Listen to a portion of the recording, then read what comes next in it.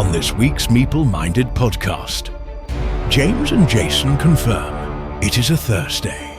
It's all gardening, cinemas, and innkeeping for the games they played this week. And we try to figure out if we expect too much innovation in games.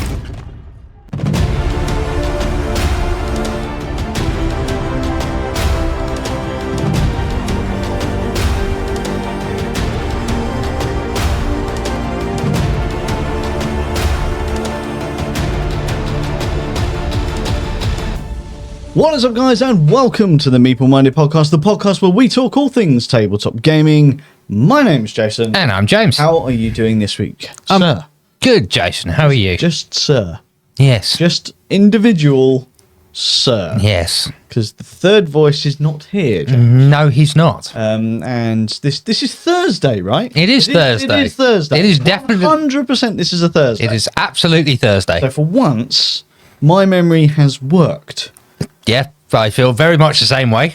Excellent, excellent. So, yes, of course we are joking around here. The third voice was actually meant to be here with us today on this Thursday.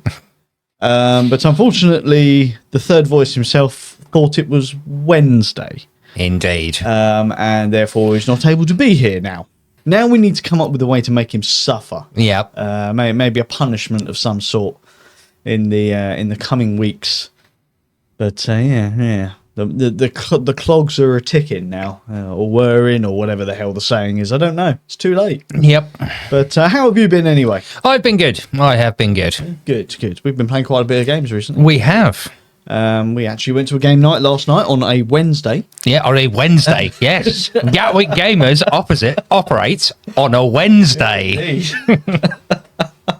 But maybe we should stop laying into it, because I know he will listen. And I'll probably get a bit of a telling off for just laying into him. And he's not here to defend himself on this Thursday.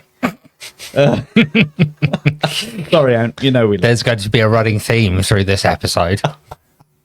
I think there might be. But yes, we have been playing quite a bit of games. It's also been a very, very, very long time since we did a podcast. It is. It's not a very long time since we last recorded a podcast. It's not. We have had a few technical difficulties. Yes, multiple episodes worth of difficulties, in fact. And for those watching on camera, if you see me nervously looking over in that direction, it's because I'm looking at the audio equipment. And if you see me looking directly past the camera, it's because I'm looking at the computer, making sure everything is still working. Because it was an audio issue. The time before that, it was a video issue and an audio issue. Even with all that precaution, there's no guarantee, because it wasn't until you actually came to the editing that myself and Ant got the text message that was, I won't repeat it because it was very expletive laden, informing us that it hadn't worked. Yes. Which is annoying because, due to my amazing planning, I don't tend to edit these shows until like a couple of days before I upload them. Which leaves zero time to rectify said issue. So yeah, it's been a while.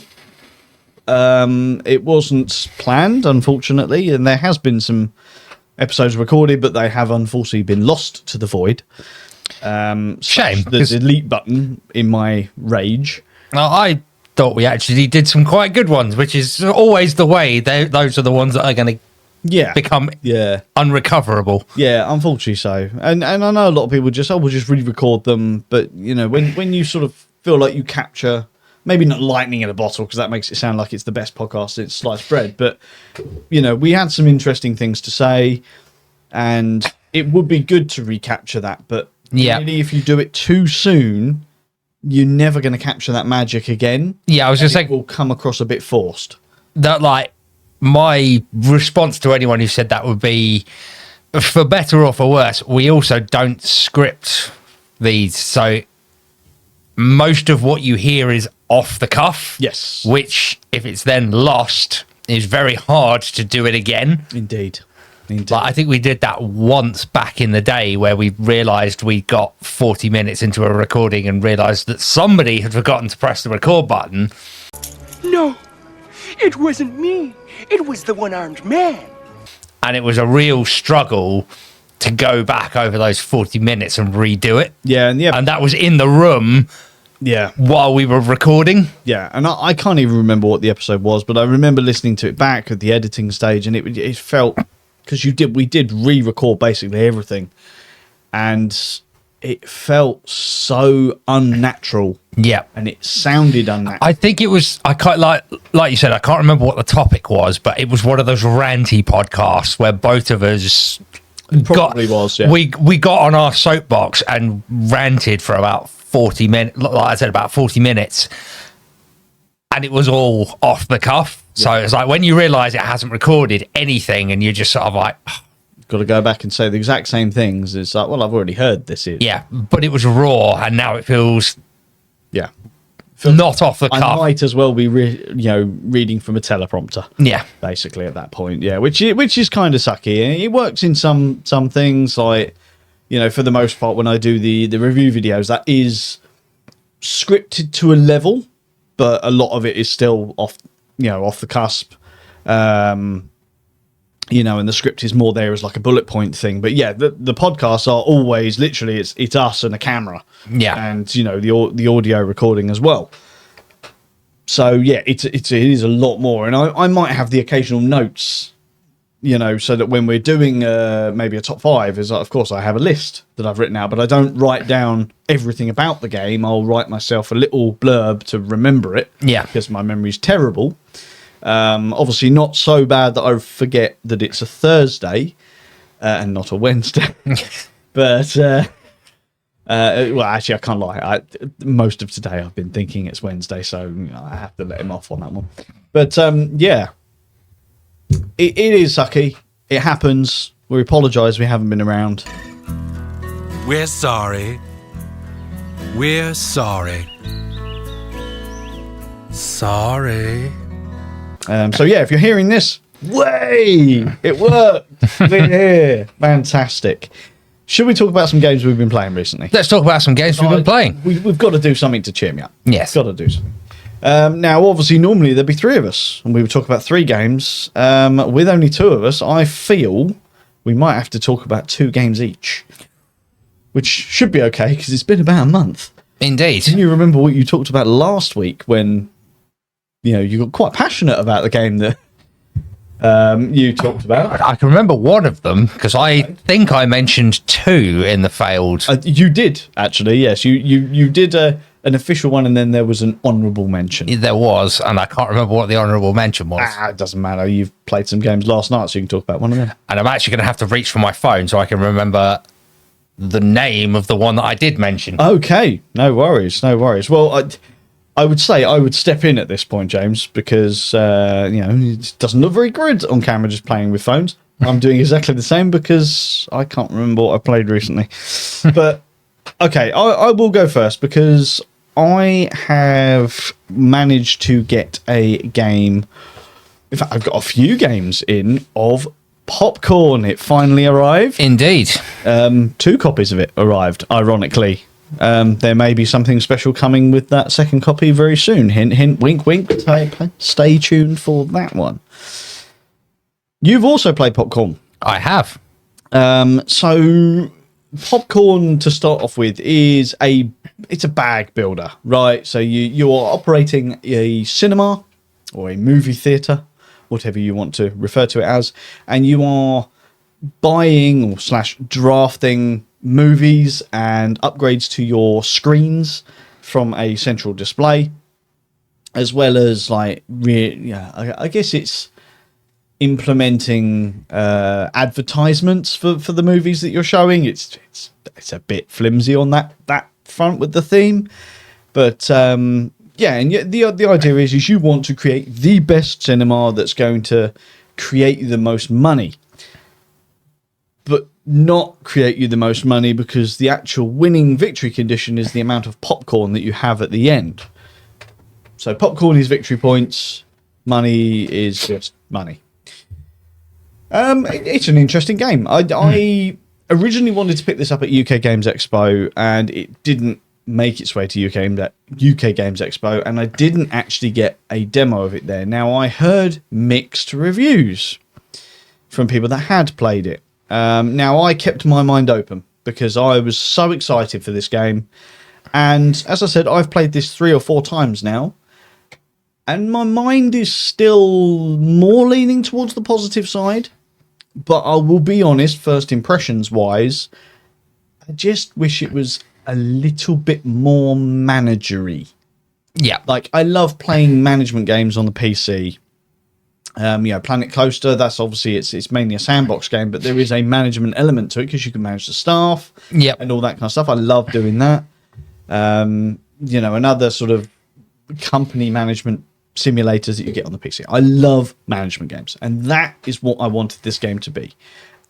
And yes, there is an element of that in it, but it's not as in-depth as I might have wanted it to be. It's a very, very lightweight game. Yep, you wanted that game, but a little bit more medium weight. Yes, yeah.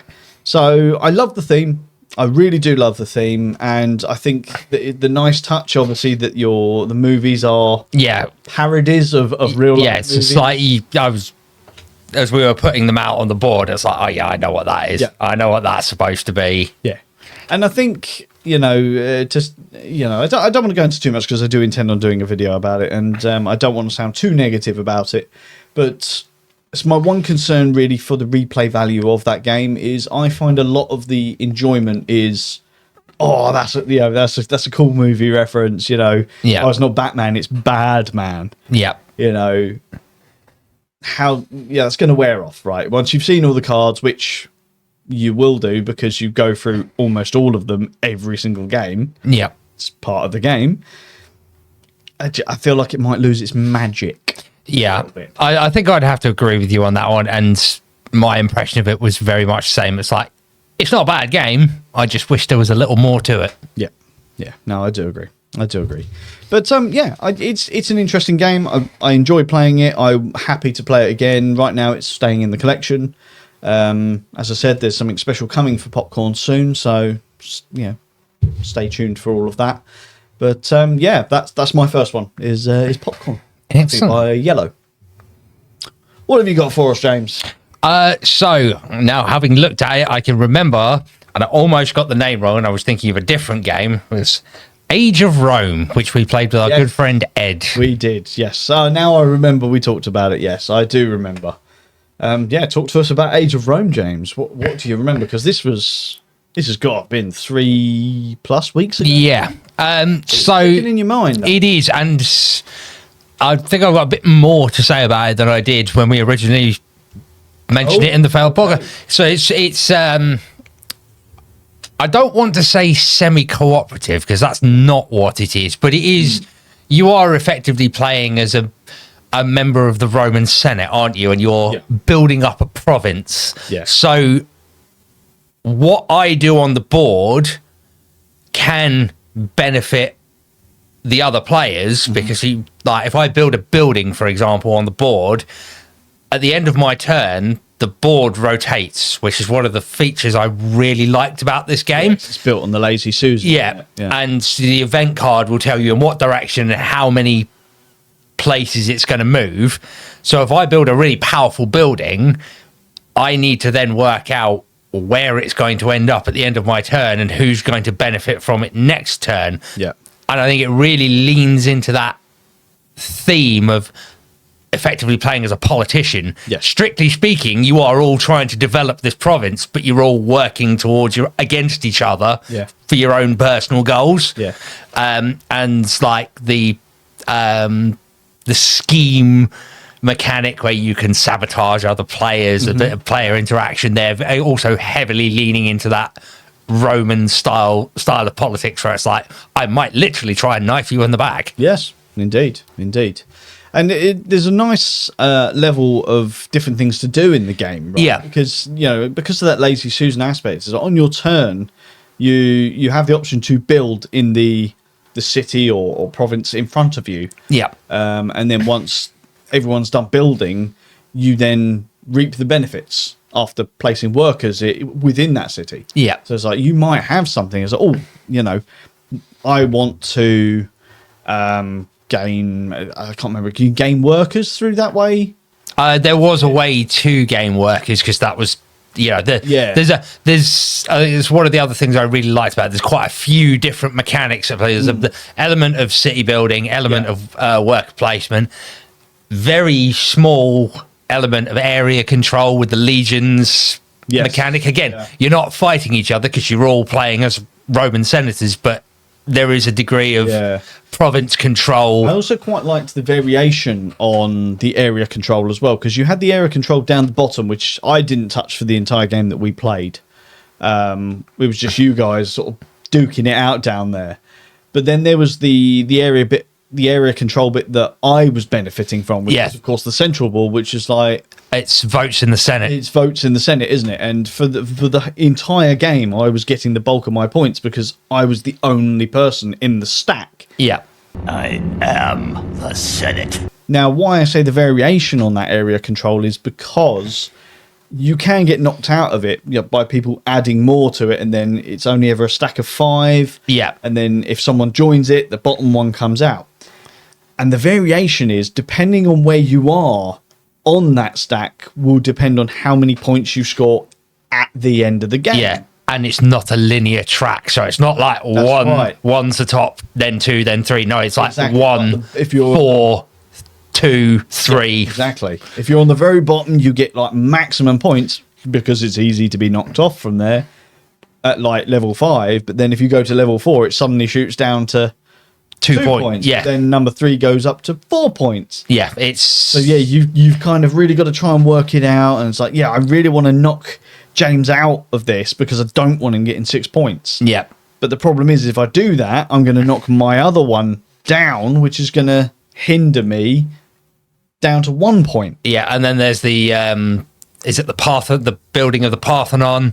Yeah. Where it's you're constructing a temple effectively, but it's it's like a separate board on the side, and it ends up being a 3D of Roman temple, which looks kind of cool. Yeah, and it's also got that really interesting mechanic to that as well, isn't it? Like, you can destroy someone else's Parthenon, but once they've finished a section, because I think the sections where it's foundation, columns, and then whatever they call the roof bit. Yeah. I can't remember what it's called, but if you finish the foundation, it can't be destroyed. Yeah, it can only be knocked back down to a complete foundation. Exactly. You have to do multiple turns in order to be able to complete it. Yeah. But obviously, until you've completed it, it is open to destruction from other players. Yeah. So there's a lot of sort of strategy involved in that game. Yeah, and as we mentioned, there's also the scheme mechanic where you put. I like the way that works as well. You also put the scheme on the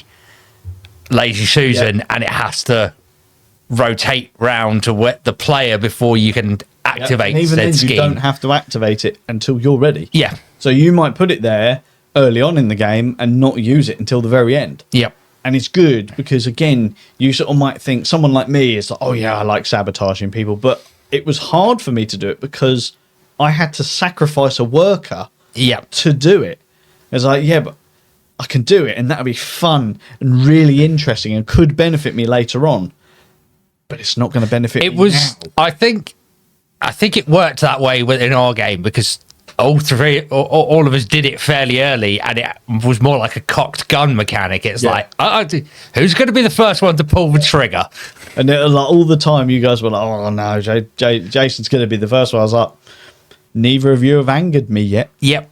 I have no reason to stab you in the back. Exactly. Very politician-like. It's exactly. It was so good because it was like, I've laid the ground rules for some utter devastation here, but if you don't annoy me for the rest of the game, you're safe. And that is my politician's promise. So, am I lying or am I telling the truth? It doesn't matter what they say. They're always lying. That's their profession, to be a liar. So you shouldn't expect anything better from any of them. And I really enjoyed that. Yeah. Really. And it does sort of lend itself towards that, doesn't it? It's like not just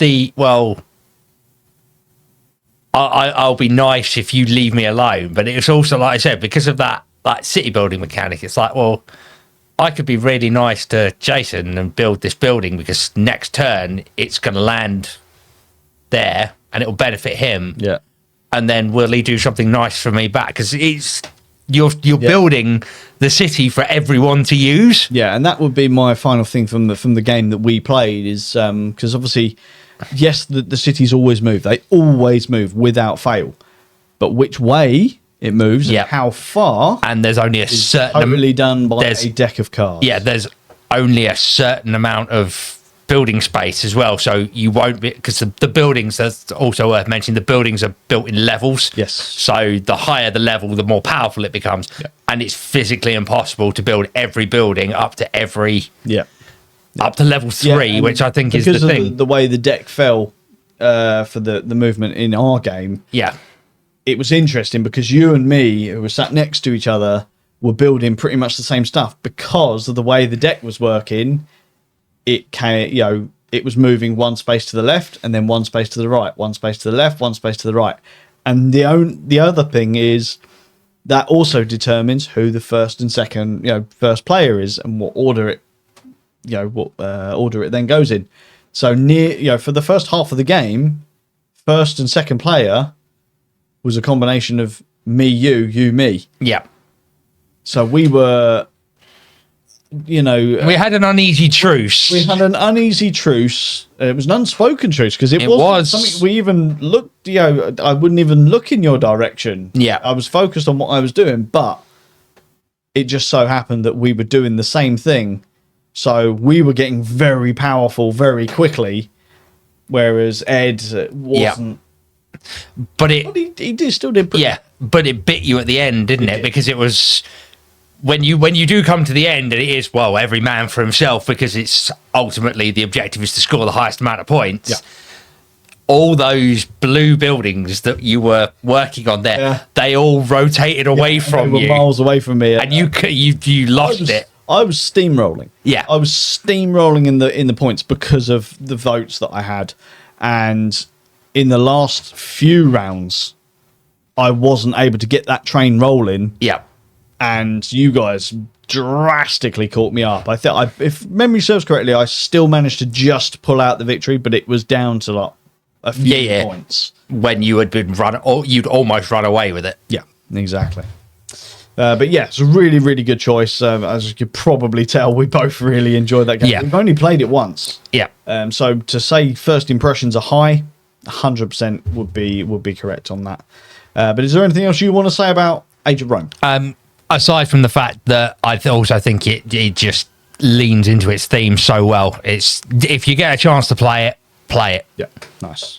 It's a shame that Ed lives in another country because we don't get to. I don't know anyone else that owns that game, so game number 2 might be on the cards there for you, James. So I will pick a game that I'm going to talk a little bit less about this time, but nonetheless, I feel like I want to talk about it because Ant definitely mentioned this game last week. And I was very surprised when he gave it the raving review that he did. I think I know which game you're about to pull out, because if you hadn't done it, I would have honourably mentioned it for Ant, because I know he spoke about it and really enjoyed it. Yeah, and when Ant does come back on another podcast, he will undoubtedly talk about it. But yeah, we're going to talk about Pagola. Indeed. Now, this is a game that I picked up at UK Games Expo. I went out of my way to make sure I could get a copy of this game, and again, there'll be a proper review video for this coming very soon because I'm very happy with this game. The production of it is absolutely top quality. The gameplay of it is fantastic. It is a very lightweight game, but there's a bit of a learning curve at the start because there is, to say everything in this game scores points is true. Is not an understatement. It's not an overstatement. It's dead. Yeah. It's dead on. Everything scores. Every type of plant scores. Every bug scores. Every, just literally there's different tracks. You've got a waterfall, and depending on where you are on the waterfall, it scores. Yeah. You've got honeypots, which boost scores. You've got dragonflies, which just fly around and somehow score points. It is a fantastic game. It is utterly beautiful. It has got to be one of the best looking games that I think I've seen in a while. I think I mentioned this when Ant brought it up last week, but I felt very much the same way as him. That was a game that surprised me because I took one look at it and its theme and went, meh. Gardening. Yeah, it's a gardening themed game. Meh. Genuinely, I'd done my research on this, and this was a game I wanted to pick up anyway at UK Games Expo, but my partner saw it and went, get that game. Because my partner is a gardener. She enjoys gardening. This is a theme that's going to scream to her. She hasn't actually played the game yet, so I can't report back on what she feels about it. But it is a game she's very excited to play, and I'm off on holiday in a couple of weeks, so hopefully we can get a game in then. But yeah, I'm not going to say too much more about it. Ant will probably wax lyrical about it when he returns. Indeed. But yeah, Pagola. Yep. Surprise, but a welcome surprise. Indeed. What else do you want to talk about, James? Pick one more, and then we'll One more. move on. I will go for The Bloody Inn. Ooh, okay, yes. Got my copy of it finally after about 2 years. Indeed. Yes. Tell us about Bloody Inn, James. Tell us about Bloody Inn. It's a game about committing murder and getting away with it. Aye, yes. So, basic gist of the theme is you're a hotelier. You're a hotelier and You have a gift for murder. and you try and bump off the guests Yes, as you do. after they've paid you. Well, actually, you're killing them before they've paid you, which is the interesting part. But yeah, it's a fantastically simple little game. Yep. It's been out of production for so long, and the value of that game just went through the roof. And I loved playing the Bloody Inn, a couple of years back. But I refused to pay 70 odd quid for what was a £20 game. Yeah. And it has now come back into print, which is fantastic. And they've just put the expansion back into print as well. So my copy finally turned up. And I got it straight to the table. We had a great time. We've played it multiple times. But yeah, I love it. Yeah. I love it because, you can just go want and murder and kill absolutely everyone. And the interesting thing is everyone you kill is then just basically in theme dumped on your lawn for everyone to see. And if at the end of a round there's still a policeman on the board or a law enforcer, You have to see them, and you have to bribe them. Yeah. To then take the bodies away for you and take them to the public coroner, who will then bury them. But the aim of the game really is you want to be the one to bury them, because when you bury them, you get to steal all their money, which is fantastic. Yep.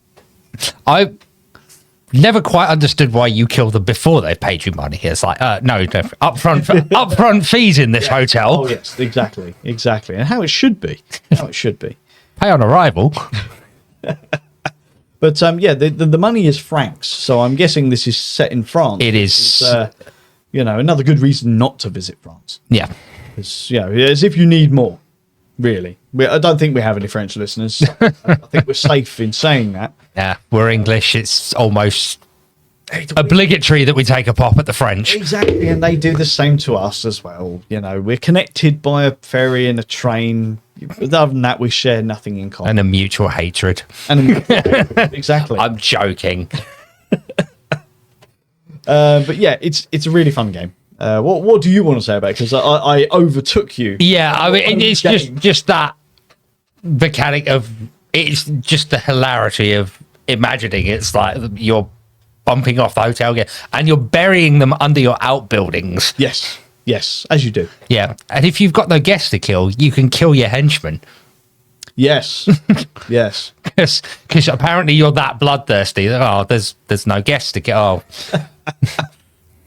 Sorry, Frederick, you've been a good been a good servant, but exactly. But yeah, it is a great fun, quick game as well. Because I think it is about an hour, but once everyone knows what they're doing, it's short, sharp, snappy. You get through those decks quite quickly, and can play quite a high player count as well. Yes, I remember. So yeah, very interesting. But yeah, very very enjoyable game.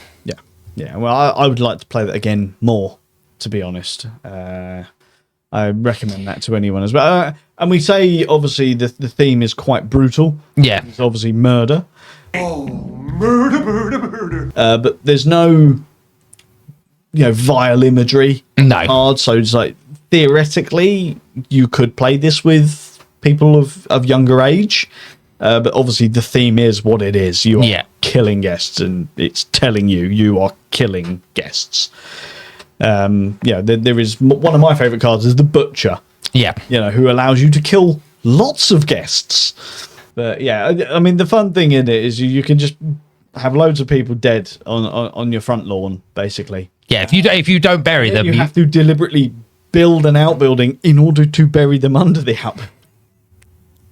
Not the other way around. Oh, I happen to have an outbuilding that I can bury them under.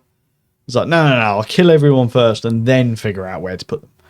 But that's the other thing, is you can put them under other people's annexes. Yes. And share the wealth. So it's like, there's the mayor of the town is coming to my hotel, James. Do you mind if I just bury a because body under your building? Apparently all the inns in this town have a mutual bloodlust. And yes, as Jason said, you can do a deal. I've just killed this person and I don't have anywhere to bury him. Jason, you've got an outbuilding. Yeah, no worries, mate. Just give me half the money, be fine. Whatever they've got on them, I'll take half of it. And I'll care for it, don't worry. It'll turn into a daffodil in a week, so it's fine. But yeah, Bloody Inn, fantastic choice of a game. I recommend that one too. Yeah, if you've got a dark sense of humour, that's definitely a game for you. Yeah, 100%. So are you ready to move on to our main topic in a second, James? I am indeed. Excellent. So let's have a quick break, have a quick swig of the drink, and we'll be right back with you with the main topic for this show.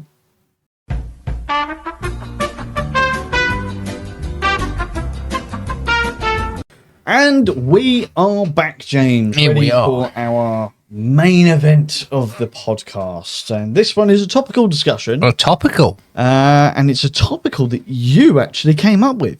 Yeah, I did. I guess technically I came up with it. You did. I was going to say, you actually came up with it by dint of your discussion with Paul, and I just walked past and went, make a good topical. Yeah. And I was like, you know what? You're right. Let's do it. So, for context, I was having a very professional discussion about how, games lack innovation nowadays. Or to say that a lot of games don't seem to care about innovation so much, and we get a lot more games of, we've just taken some mechanisms from other games and we've mushed them together and there you go. We might have been talking about popcorn at the time. James, you came up with a very, very particular point when you walked in and said, but I think it was when Paul turned around and said, but it's got nothing new in it. That was the thing that made me think topical discussion is like, because if you're constantly playing games looking for something new, you're going to wear the hobby out very quickly. Yeah. And I think that's a fair comment, because it kind of goes along with what I was saying about, innovation is lacking at the moment in games. And I stand by that. I do feel that a lot of games coming out now do lack innovation, but that's not necessarily a bad thing. It's just when I'm looking for something new, or you sort of look at some of the awards and stuff where they're actually doing an award for most innovative game of the year, and you look at it and go, I've played that, there's nothing new about it, therefore it's not innovative. See, I would argue that innovation doesn't necessarily mean new. It just means if you're good enough to make your game not feel like a clone of something else, then you've been innovative enough. But if you're specifically going, but it's got nothing new in it, it's like, well, there are what? I think you said something like Yeah, 2,000 games released at Essen alone or something like that. Something stupid like between 1 and 2,000. You cannot expect every game to have gone, here's a never before seen element. If that's what you're looking for, you're going to be constantly disappointed. Yeah. And the thing is, though, that would that kind of innovation would draw me to a game if there was something brand spanking new that I've never seen before. But that kind of thing comes along rarely. Yes. Let's be honest. There's only so many mechanics. Yes. And to invent a new one takes time, skill, and a hell of a lot of effort. Yeah. And money. Let's be honest now. It would take a lot of money to be able to do that because, all of those things, time, skill, and all of that, they come at a cost. And, a lot more in this business, a lot of things are circling back to cost because we as consumers don't want to spend too much on our board games. Yeah. Right? The fact that costs of board games are going up, let's be honest, if we want to carry on with the hobby, suck it up. Mm-hmm. You've got things like the tariffs and stuff coming in. That's going to increase costs of games, not just in the US. It's going to happen all around the world. I'm just saying it's going to happen. You're going to have to suck it up if you want to carry on with the hobby, or just play the games you've got. But either way, costs are going to go up there. If you start factoring in somebody wants innovation, genuine innovation, new stuff in a game every time, they're going to have to pump more money into the development process. That's going to increase the cost of the game. Do you really want to add that?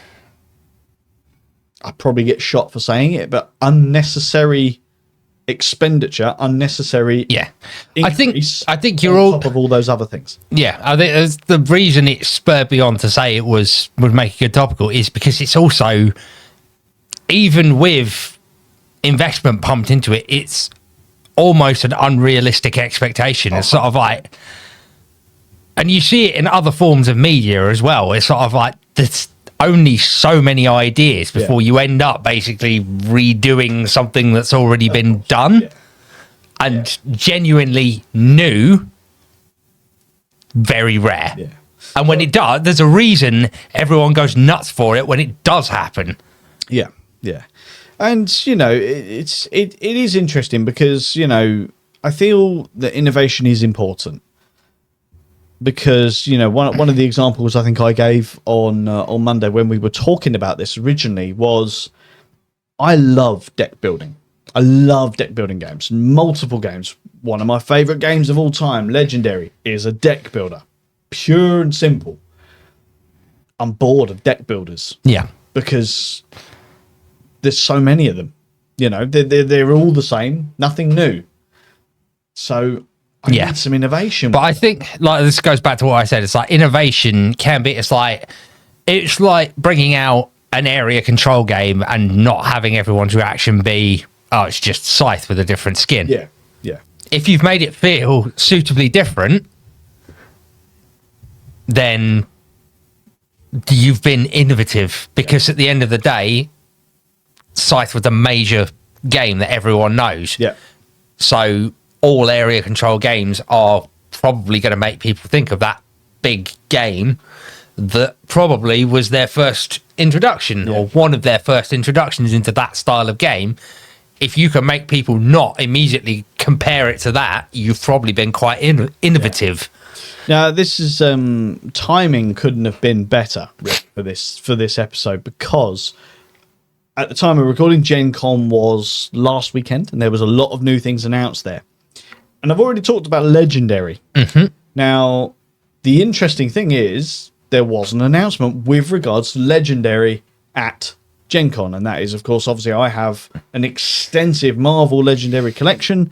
And they announced DC Legendary is coming. They showed off a few pictures and things like that. Now, Legendary has been around for, I want to say it was 2012 that it first come out. So it's been around a fair while. Yep. I'm now interested. Now, while I'm not a big DC fan, I know that Ant is, and I can well believe he's going to at least get the starter set for this. But I want to know, are you doing anything different? Or are you just reskinning what we've already got? Yeah. Where's the innovation going to be?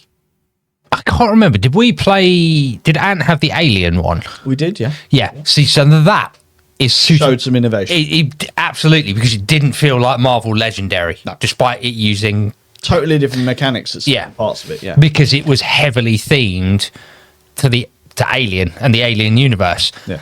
I would be very concerned that DC Legendary is, like you said, it's going to be Marvel Legendary Copy and paste. with different artwork. Yeah, and that's the interesting thing, because the artwork, I'm really happy because they're sticking with the same art style, but just DC characters, which is fantastic. I think that's brilliant. But that does lead me to sort of go, oh my God, is this literally just going to be A reskin. a reskin? You know, is Superman just going to be a reskin of, I don't know, Captain America or whatever? Yeah. You know, there's obviously going to be flavor text and that because of the characters, but yeah, underneath all that, is it going to be the same game? Yeah, exactly. Yeah, what is there going to be? What's innovative about this new game that's going to make me, the consumer, the fan of Legendary, want to purchase this new game? And that's where innovation, I feel, does lack with a lot of other games. You know, we're talking about popcorn. Okay, we'll go back to talking about it.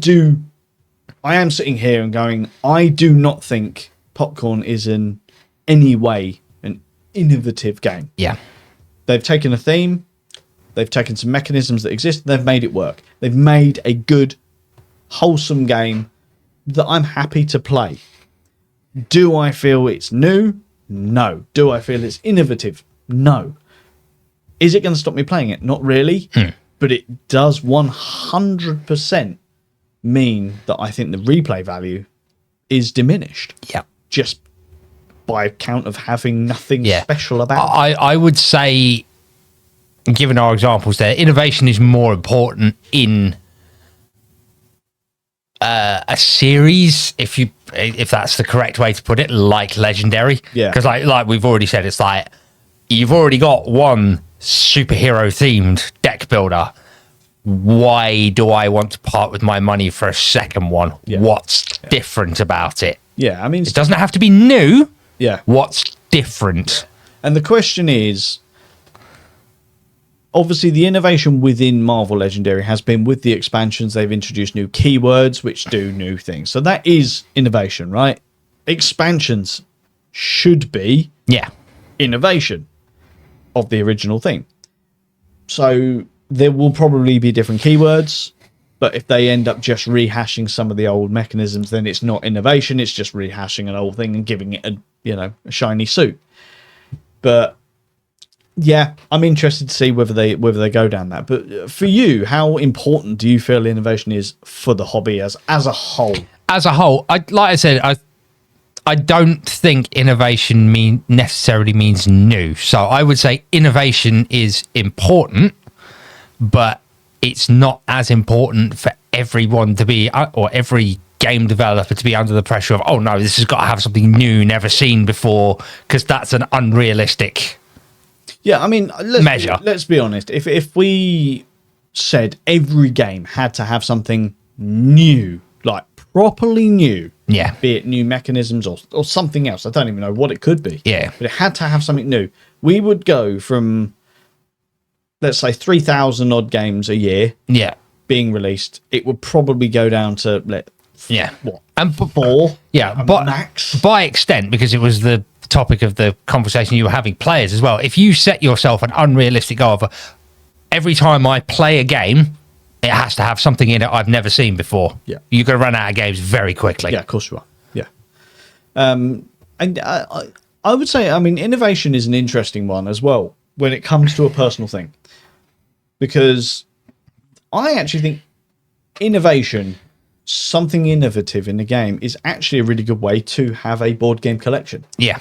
Because if you bought every game that had something, genuinely innovative, you'd have an amazing collection. Because I mean, properly amazing collection. You could be innovative with an existing mechanic. You know, to quote an old friend of ours, you know, it's like you could have a worker placement mechanic, but you're going to do it a different way. Indeed, yeah. And if you manage to pull that off, you've been innovative. Yeah. It's like, oh yeah, I can see that's a worker place mechanic, but I've never seen another game do it like that. Yeah. Yeah, and that's the thing, is doing it a different way. Yeah. Yeah, that is the key. That is innovation. Yes. Because, like I say, if you can look at a game and go, oh yeah, I know what game they've pulled that mechanic from, because I know, you know, if you're knowledgeable about board games, I know which game was the first one to do that, but they've done that in a really clever way that I've not seen before. So it's interesting because, again, there's so many different words that you could use to describe that. You know, that is innovation, but it's also evolution. Yeah. You know, and that is where I feel a lot of it gets confused, because I would refer to something like that, it's an evolution of the worker placement mechanic. Yes. And I'm devaluing that innovation by saying it's an evolution. It's still technically correct, though, because it is. The mechanics do evolve through every iteration that they used. And like I said, you know, if you've done it in a particularly clever way, that's innovation. Yeah. And this is the thing, and this is what I've been thinking about ever since I had that conversation and we knew we were going to have this podcast discussion was, do you know what? I have to think about the way that I refer to things, because, I do use the word evolution a lot more within the hobby. And that actually makes me feel that I'm confusing my own, like, views on games and my views on innovation. You know, I am seeing innovation, but I'm clouding my own judgment by saying evolution, or devolution in certain circumstances, because sometimes devolution is a great innovation. Because if you take an incredibly complex mechanism, boil it down to its bare bones, and make it work, it's still an innovation. Yeah. Because you have taken a mechanism and you have changed it and made it work.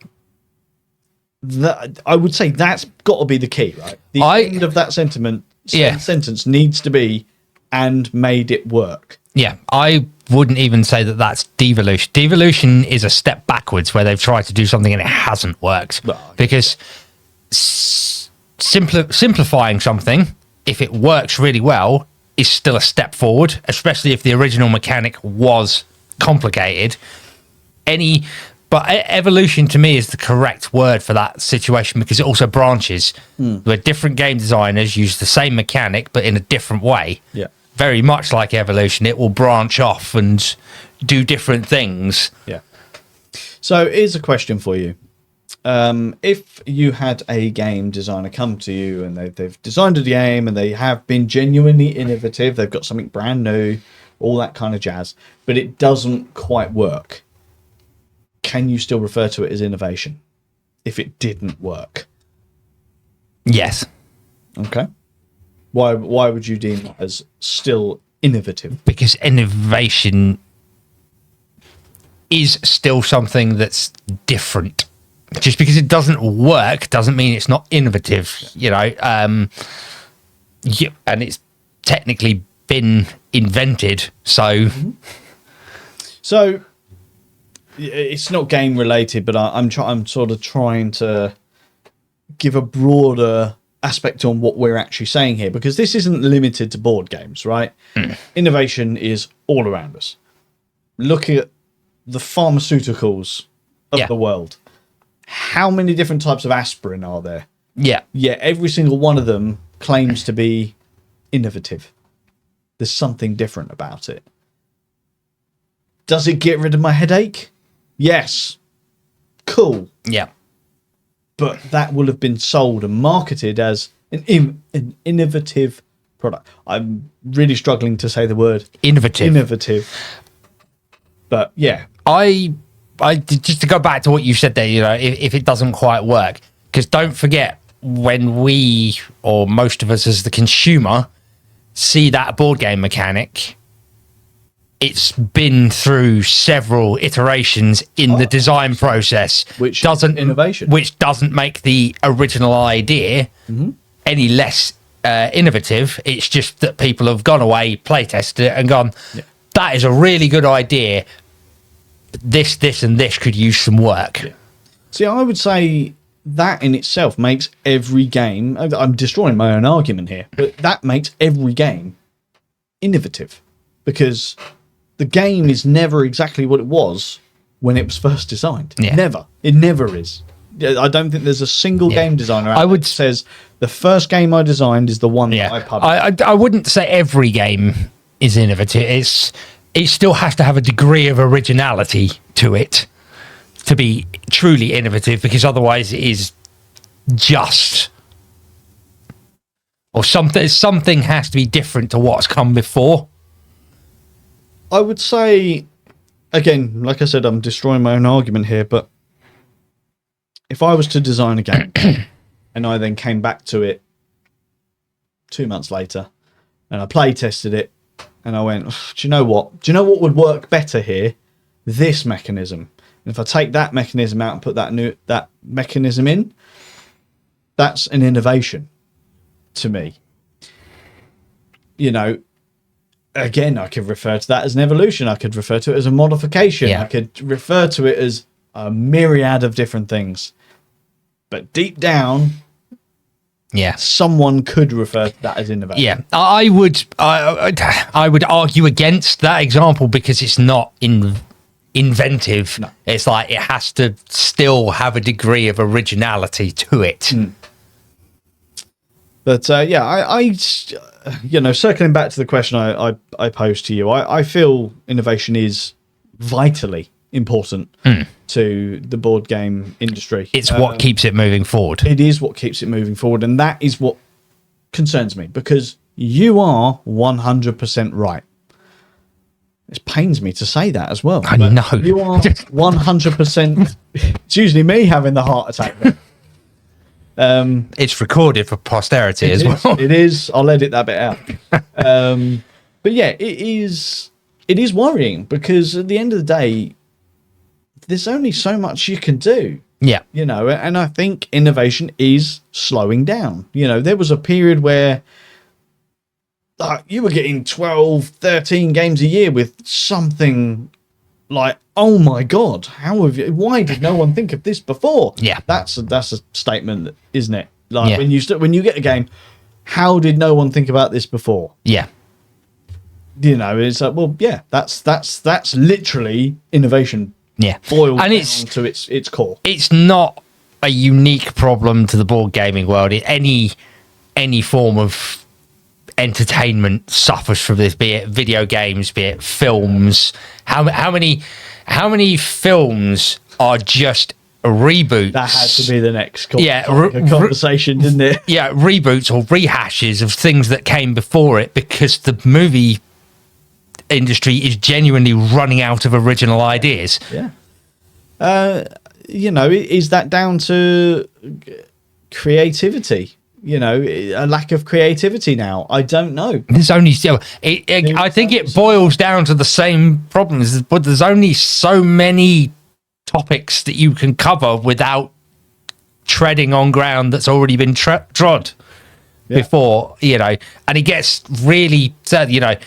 If you want to look at the worst possible future, I'd say movies is the one to look at, because if it gets too bad, you end up in the situation you're in with movies where it's like, oh, let's just remake Jurassic Park. Redo that, yeah.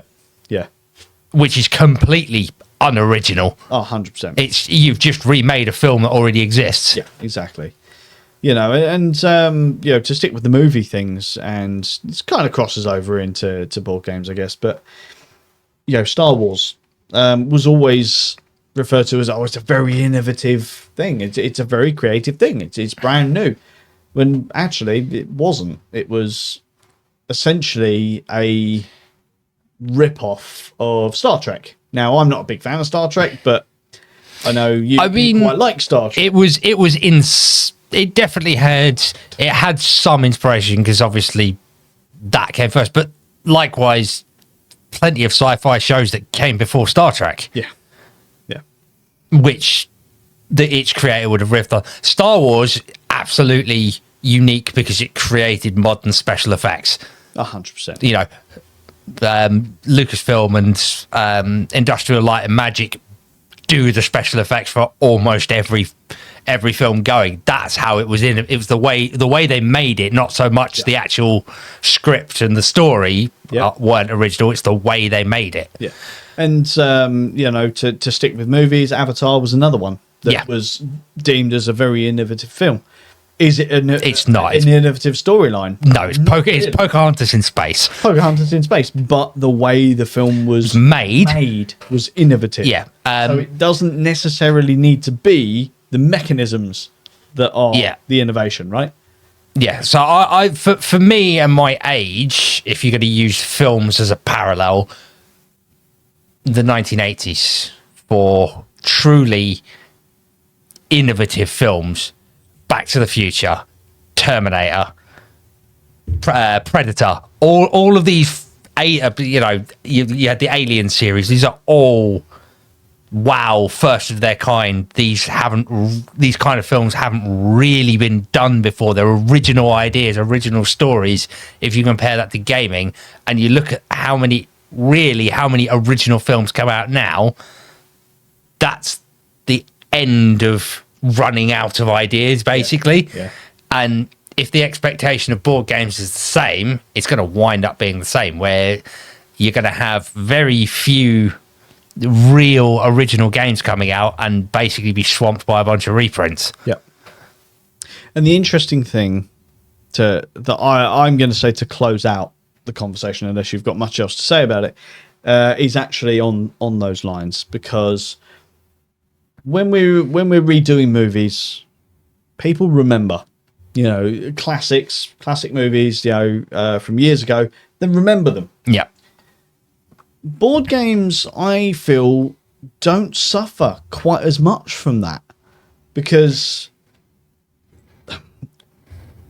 for lack of a better way of saying it, a lot of board gamers are very much in the cult of the new. Yeah. And unless a game is an absolute classic, they don't tend to revisit the older titles so much. So I think, providing you've got a decent enough time between Game X being released and Game, Z, if it is basically a carbon copy of this one, but we'll stick a new fascia on it. I don't think that many people would notice. Yeah, the amount of people that I've played Waterfall Park with and gone, what does that remind you of? And they don't know. And these are people I know that have played Chinatown. Yeah. So I don't know. I was like, Chinatown? Oh my God, yeah, it's basically a carbon copy. I was like, it is a carbon copy. But the point is, you didn't remember because that game's been gone a long time. Yeah. I think the memories of board games doesn't sit in there just as long with a movie. But is that because at the moment there's still quite a high turnover of new to push those memories out? The more that slows down, the more people will remember board games. My question to you is, as we've done the film comparison, do you think you'll start seeing the reboot phenomenon in board gaming, where your heavier themed games that maybe they only did one of, they start revisiting and go, well, it's not an expansion, we're just carrying on with it. Mm-hmm. It had a story, so we're just going to push the story on. Yeah, I mean, I would say that the path has already been laid for that. We are seeing, like right now, we're going through the reprint or the reprint era, shall we say. Knizia games are making a massive comeback, and most of them are just reprints of old titles. The Bloody Inn was a perfect example. So is it something new? No, we've just reprinted something old. And that is the first steps on that path to, Yeah. we're not going to reprint it, or we're going to reprint it, but then we're going to release the bloody in 2. Yeah. Well, my example to that would be, because I know it's had other games in its series, but I've already mentioned it would be a game to pull one out of that, like Scythe. Yep. Where it's just sort of like, it's not a direct reprint, but the game is essentially the same, but it's got a slightly different map or a different story to it, and it's just advanced on, and it's a reboot. Yeah. Yeah, I 100% feel we are going to get that way. I'm sure there's games like that already about. There's none that are sticking in my mind right now, but I'm almost 100% certain that there are indeed some games like that about. Yeah. You know, Because that would be actually be a warning sign to me that innovation really is struggling. Yeah. In the design aspect, when you start seeing things like that. Yeah, especially if it becomes a regular thing. Yeah. If it becomes a regular thing, I think you're going to have some real troubles. But yeah, I feel to say innovation is dead is probably a bit of an injustice, because there are still games that come out that I feel like, oh my God, I've never played anything like this before. They may not be the best games ever, but if I feel like I've never played something like that before, then it's either I've not played the myriad of games that it's based on, or it's innovation. Yeah. But either way, it's innovation to me.